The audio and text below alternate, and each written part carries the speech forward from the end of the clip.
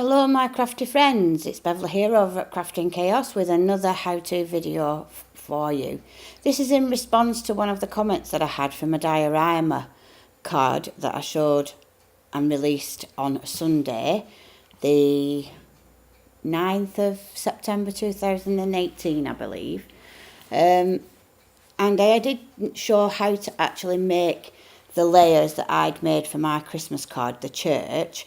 But one of the comments asked could I show how I'd made the church and the landscape. So that's what I'm intending to do now.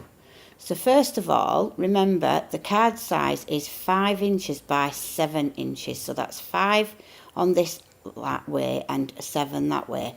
So your landscape pieces need to be 8.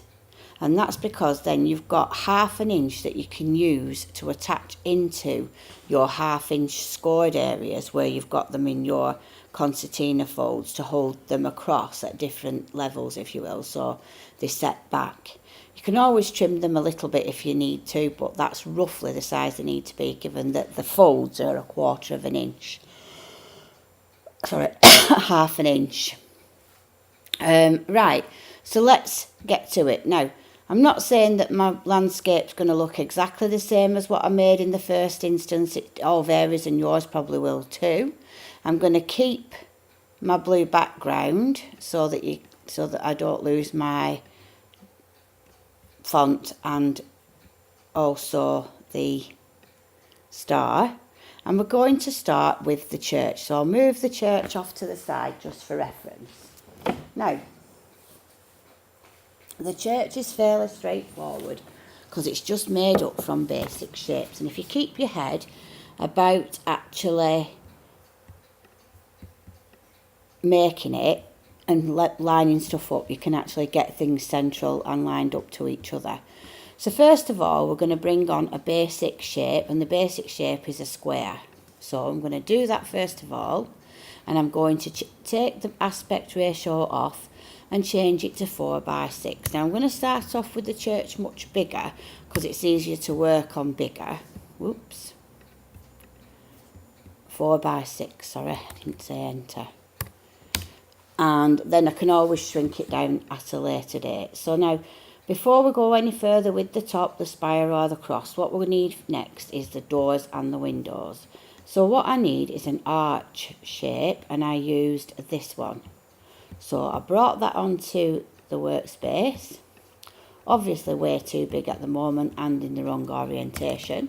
So we're rotating it 90 degrees, say OK by hitting return on the keyboard, and we're going to shrink that down to make the door. Now the door is going to go here, and I'm going to make that approximately 1 inch by 1.4 inches. Sorry, 1 inch by 1.4 inches. Say OK. Now that's the size of the door that I chose. I'm going to duplicate that when click on and click off it. Click onto it so that I can duplicate by hitting D. Then I'm going to select those two files, edit, line them up on the vertical axes and also at the bottom because I want the door to be at the bottom of that. I'm then going to edit and I'm going to group them like so. Okay, so that's where we're up to for now. So next we need to make the windows, and it's the same idea. We're going to use exactly the same one, but this time we want it to be 1 inch by 0.46 inches and say OK. So that's the size of the window. Now let's have a look on my church. I think I had 2 at the top and 2 at the bottom. So I'm going to put them roughly in place for now. So I'm going to do duplicate and add 2. And when I'm happy with that, I'm going to duplicate again and again and another 4 times. So I'm just going to leave these loose over there for now. and we're going to concentrate on these. I need to send, I need to just move that layer, but it should move together with the door, so that shouldn't be an issue. And what I'm going to do is I'm just going to send that layer to the very back so that I can work on these windows. So first of all, I'm going to get them roughly spaced out how I want them. It doesn't really matter so much at this stage because all I'm doing is lining them up at the bottom edge. So I'm going to edit, line up at the bottom. So bottom, there we are. So now I know those are all in line, but they might not be the same distance apart, and I want them to be. So what I'm going to do, I'm going to first of all do the same thing here. I'm going to line all of those up to the bottom. Just going to move it apart a little bit, like so. So they're roughly okay, but I want I'm like to try to be precise. So I'm going to first of all centre those vertically to each other and centre these two vertically to each other.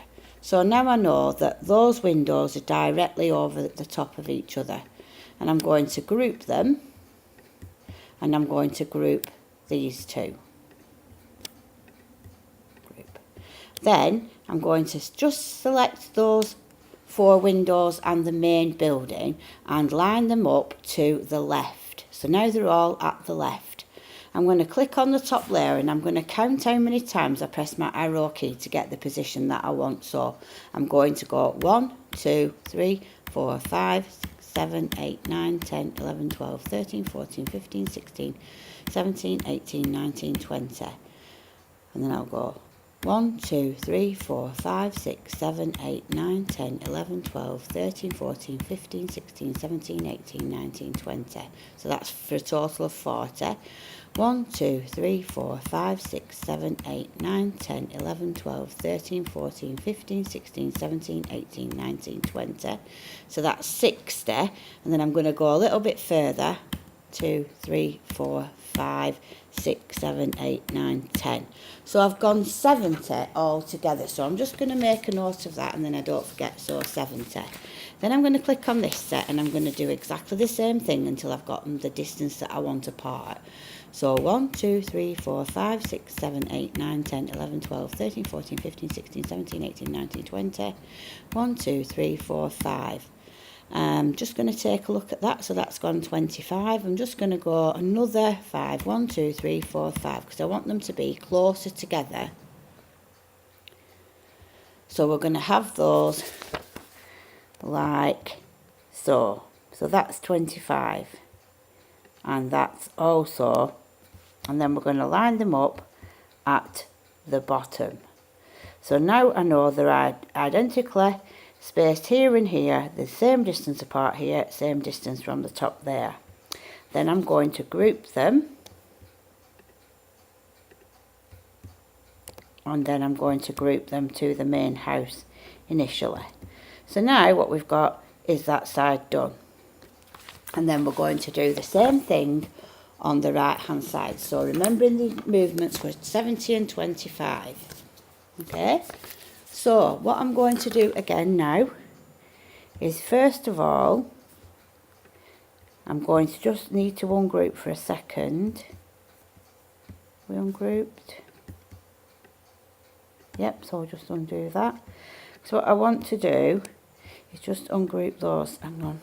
Just ungroup those two. Because what I want to do, and I'm just going to ungroup that pair just initially, without touching them and moving them, but I want to get these level with those. So I'm going to ungroup them all. I've just grouped them all instead of ungrouping. There. That's ungroup. Okay, so without moving them, I want to be able to line them up on the bottom edge. And these also need to be lined up on the bottom edge. Okay, whoops. Edit undo because I've shifted them all. Just the bottom ones this time. So line up on the bottom edge. So now they're all lined up in a line together. Now I can go back and group these to the main building. Okay, so we're going to group those. Next, I'm going to select all 4, when I just need to send that back to the back, because sometimes when you group them it brings that group to the top. So then we're going to line those up with the right hand side. Okay, so now they're all on top of each other. Select the house and line them up to the right hand side. So now again, click the top ones and we're going to group them. So then we can move them. And did we say 70? 1, 2, 3, 4, 5, 6, 7, 8, 9, 10, 11, 12, 13, 14, 15, 16, 17, 18, 19, 20, 1, 2, 3, 4, 9, 10, 11, 12, 13, 14, 15, 16, 17, 18, 19, 20, 1, 2, 3, 4, 5, 6, 7, 8, 9, 10, 11, 12, 13, 14, 15, 16, 17, 18, 19, 20, 1, 2, 3, 4, 5, 6, 7, 8, 9, 10. Okay, and these need to go 25. So again, we just need to select both and group, like so, and then we're just going to move these 25. So 1, 2, 3, 4, 5, 6, 7, 8, 9, 10, 11, 12, 13, 14, 15, 16, 17, 18, 19, 20, 1, 2, 3, 4, 5. Okay, so now we know that they should be evenly spaced. Okay, once we've done that, we can then ungroup, whoops, ungroup. Now we've got them all separate. Oh, we need to ungroup, whoopsie daisy, didn't want to do that. Then we can ungroup the house from the door, and then we're going to select all, and oh, before I do that I need a copy, so I'll just make a duplicate of one of them. Then we select all and edit and process the overlap, remove overlap, and then we've got our building. Okay, so what I'm going to do next is I'm going to enlarge this bigger window to go above the door. So first of all, we'll bring it to the front, make it longer and slightly bigger, but not quite that wide. And again, put it on the house, it's on the top. And then all we need to do with that one is process the overlap and line up to the centre. And as long as you're happy with the position, I'd like to just move that down just a little bit. Then I'm going to edit and subtract. So now we've got the starts of the main building. Next we want to start on the roof. So this time we want the rooftop shape, and I used this one. So it's this one here. And I'm going to fit it onto my house. I'm going to stretch it across until it's the right size. And I didn't really alter the width and the height much for this. I just made it a little bit bigger, so that when I shunted it down a little bit to weld, I can actually line that both of those shapes up to the centre and then click edit and weld. So that's welded the top of the house on to that. So if I select it and shade it again so you can see where we're at now. So that's where we're up to now. Next, I need a spire. So what I chose was the thinnest of the I think they call this one a isosceles triangle, where they've got two sides the same, two angles the same, and so on. But I'm going to make it narrower and narrower, and I'm going to bring it down, put it on the top. It needs to be a little bit wider than that, but not much. And then when I'm happy with it, so I made it roughly 4 by 1.5. Again, line that up, edit, and line that up to the centre. And before I do that, I'm just going to click off and make a duplicate of the main building. Then I'm going to make sure they've not moved by lining them up centrally, and then edit, process the overlap and weld. So there's our main church, to which we're going to shade in black, or dark, so you can see where we're up to. What I needed now, and because I've done it this way around and welded everything first, what we needed to do is, what I want is a perfect matting layer for under there that's going to give us that yellow colour behind it, so it looks like the lights are on in the church. So what I'm going to do is click on that part of the building, and I'm going to edit and create an offset line. So click on that, and I'm going to go down as far as I can to 0.4 inches. That's going to be an outward offset, and say OK. And that will give us a building like so.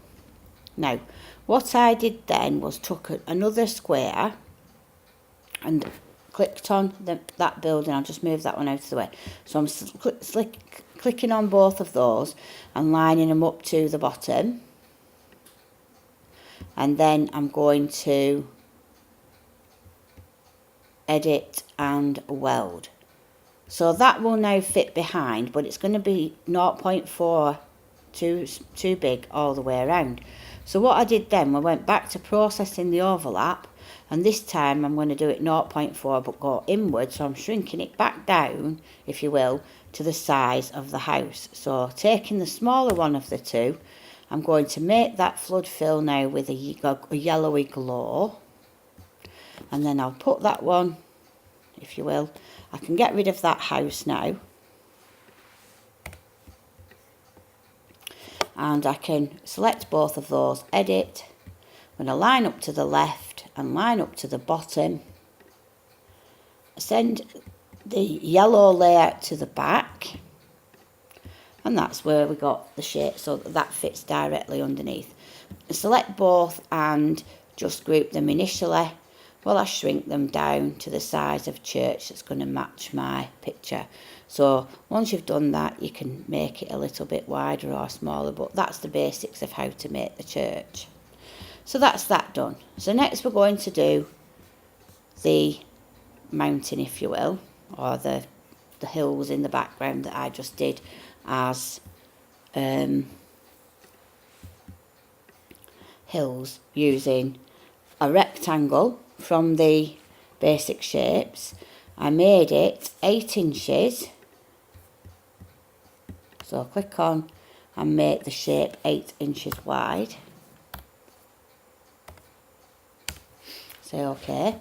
And then what I did, and this is where you have to be careful, is I clicked again to expose the nodes, and then I clicked so that I wanted to get this top line in sort of turquoise, and I'll just zoom in so you can see.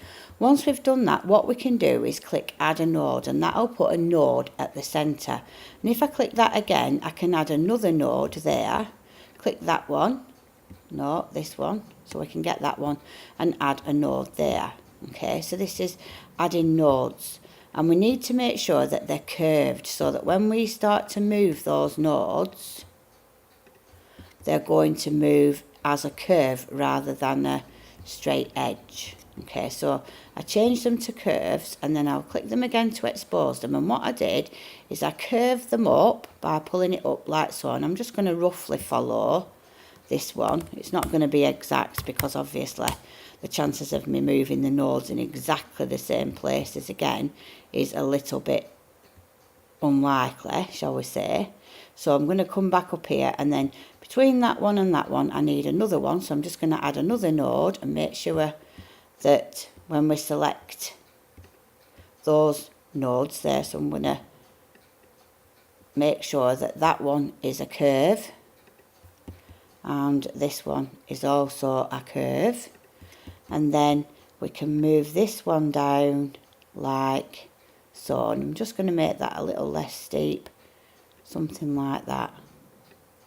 And all I did then, once I was happy with that, is excuse me, I just shrank it down a little bit so it wasn't as tall, like so, and then I clicked off. And the dimensions you make it is up to you. You can click on, you can make it taller if you want, It's up to you. It's entirely your project, so you do whatever suits you.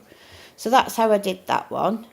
Then for the next one, all I did was took a duplicate of that one, and we'll just move that one off to the side. And all I did then was just clicked on them, and this time I think I flipped it first of all. We'll just click off, edit, and flipped it sort of that way, so that they were the opposite direction running, if you will. And I clicked on again to expose the nodes, and I made that one less shallow there. I curved that one out a little, brought that one in, this one down, and so on. I just played around with it until I was happy with how it was looking. And remember, these handles you can use to move them as well. So I just moved it like so.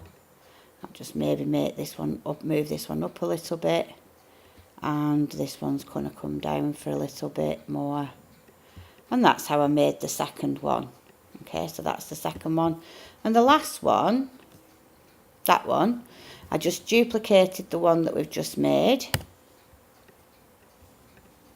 Just delete that one. And then if we have a look at it, looking something like that. So again, I just shrank it down so it's not as narrow, and I just flipped it. And I was more or less happy with it as it was. I just made it go up a little bit here, maybe down a bit here, and you could have it however you wanted until you're happy that it looks pleasing and natural to you. I'll just zoom out, view fit to matte, and then all I did was shade, just so that I could get an idea, was just shaded them the 3 different colours so that I'd have them. So that was so that they would stack, one in front of the other. Or remember, these would be on your dioramas, on the folds of your diorama, and the church kind of fit in there. And I was going to punch out a couple of small trees using a punch, and then that's just what was the back of the card, the diorama card to start with, that I said was blue. Now to do the writing, this Star of Wonder, I'm not going to do it all, but you've seen me do it before. I just went into Brother Scan and Cut Type Converter, so I'll quickly open the software now. So I downloaded this from the Brother site, and I'll just type in star, just for argument's sake. And I chose the one which is proving to be a big favourite of mine, the Better Together, because I love the swirly curliness of it. And save it to your desktop where you can find it, or wherever you normally would save. Then, as usual, you go to SVG, because it's an FCM that you've created.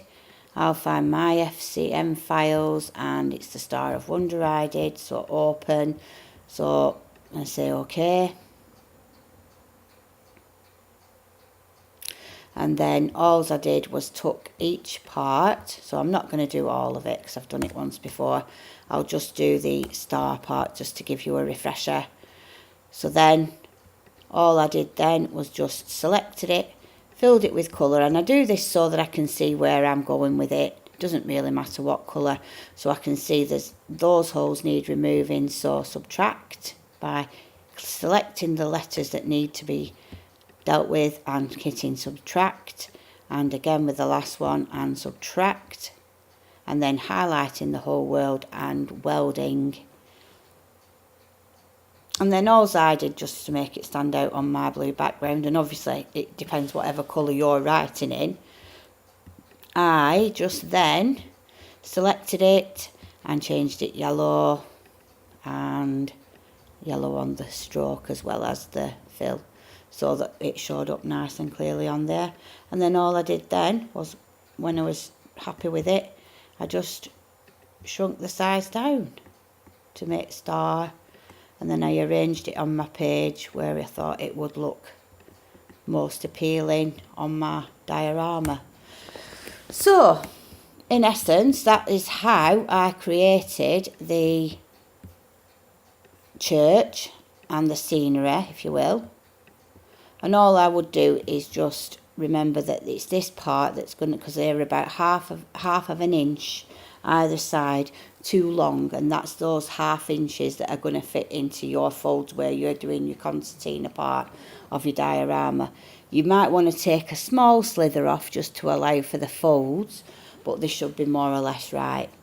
Okay, so that's it for this video. If you've enjoyed it, please like, share and subscribe. I am still trying to grow the channel so that I can reach as many scan and cut users as possible. I continue to be astounded at the support that I'm getting. When I started it, I didn't know whether I'd have any response at all, and it's really nice, the comments that I'm getting and the feedback from people that are watching the videos, and I do appreciate that. So please like, share and subscribe, and let anybody know that you think might be interested. I'll see you in the next video. Thank you.